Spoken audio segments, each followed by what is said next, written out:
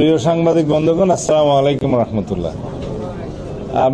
আমরা সরকারের দায়িত্ব গ্রহণ করার পরে এই প্রথমবার আমি কক্সবাজারে ভিজিটে আসলাম। জেলা আইন শৃঙ্খলা কমিটির মিটিংয়ে অ্যাটেন্ড করলাম। এখানে অনেক কিছু সিদ্ধান্ত আমাদের হয়েছে, এটা প্রতি মাসেই হবে। আজকে যে গুরুত্বপূর্ণ সিদ্ধান্ত হয়েছে তা হলো আমরা কক্সবাজার সমুদ্র সৈকতকে একটা শৃঙ্খলার মধ্যে নিয়ে আসব এবং এখানে সমস্ত অবৈধ যে স্থাপনা বা অস্থায়ী স্থাপনা যেগুলো হয়েছে এগুলো এক সপ্তাহের ভিতরে ক্লিন হবে জেলা প্রশাসনের নেতৃত্বে, বিচ ম্যানেজমেন্ট কমিটির নেতৃত্বে। বিচ ম্যানেজমেন্ট কমিটি এখনও গঠিত হয় নাই, নতুনভাবে গঠিত হবে। আর এখানে স্থানীয় সংসদ সদস্য জনাব লুৎফর রহমান কাজল সার্বিক সহযোগিতা করবেন এবং জেলা প্রশাসন আর পুলিশ প্রশাসনকে আপনারা সাংবাদিক বন্ধুগণও সহযোগিতা করবেন বলে আশা করি। কারণ আমাদের অহংকার হচ্ছে আমাদের কক্সবাজার বিচ। সারা বাংলাদেশে একটাই জায়গা আছে ভ্রমণের জন্য নাম্বার 1 তালিকায়, সেটা কক্সবাজার সমুদ্র সৈকত। এটাকে আমাদের জাতীয় এবং আন্তর্জাতিক মানে আমাদের উন্নত করতে হবে।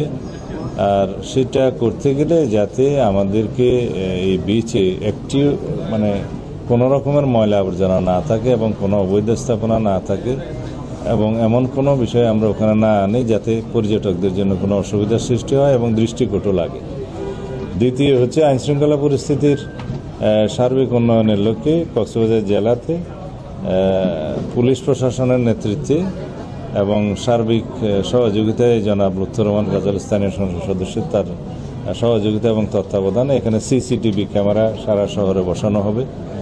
3 নম্বর হচ্ছে মাদক এবং জুয়া, অনলাইন জুয়া, এগুলো বন্ধের জন্য আমরা যা কিছু প্রয়োজন সর্বোচ্চ প্রচেষ্টা করব। সেজন্য আমরা পরিকল্পনা গ্রহণ করার জন্য আইনশৃঙ্খলা বাহিনীকে যারা এখানে সংশ্লিষ্ট আছে সবাইকে অনুরোধ করেছি। মাদক দ্রব্য নিয়ন্ত্রণ অধিদপ্তরের কর্মকর্তাবৃন্দ, পুলিশ বাহিনী, র্যাব, বিজিবি সবাই এখানে সহযোগিতা করবেন।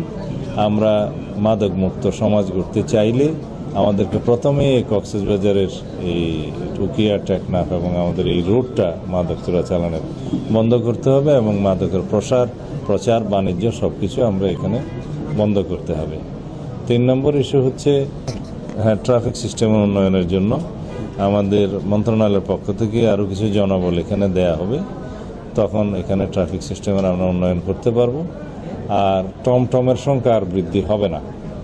অযান্ত্রিক গাড়ি, নন মোটরাইজ ভেহিকেল যেগুলো আছে ব্যাটারি চালিত, এগুলোর সংখ্যা আর বৃদ্ধি হবে না এবং লাইসেন্স নবায়নের ক্ষেত্রে যথেষ্ট কেয়ারফুল হতে বলা হয়েছে। সর্বোচ্চ সংখ্যক যেটা নির্ধারণ করা হয়েছে সেটার উপরে কখনোই আর যাবে না। ক্রমান্বয়ে যেগুলো ড্যামেজ হবে সেই সংখ্যাটা আর ফিল আপ করা হবে না, সেই জায়গাটা খালি থাকতে থাকতে আস্তে আস্তে এগুলোর সংখ্যা কমানো হবে। আর এক লাইসেন্সের অধীনে যেন একাধিক এই সমস্ত টমটম বা নন মোটরাইজ ভেহিকেল না চলে, সেটা যথেষ্ট নজর দেওয়া হবে। যার লাইসেন্সে একাধিক এরকম বাহন চলবে তার লাইসেন্স বাতিল হবে। এইভাবে একটা সুশাসনের মধ্যে নিয়ে আসতে হবে। আর গরিব মানুষরা যাতে কষ্ট না পায় সেদিকটাও আমরা লক্ষ্য রাখবো। এর বাইরে আরও অনেক কিছু আমরা সিদ্ধান্ত নিয়েছি যেগুলো আপনারা জানতে পারবেন। জেলা প্রশাসনের পক্ষ থেকে এগুলো রেজলিউশন আকারে প্রচার করা হবে।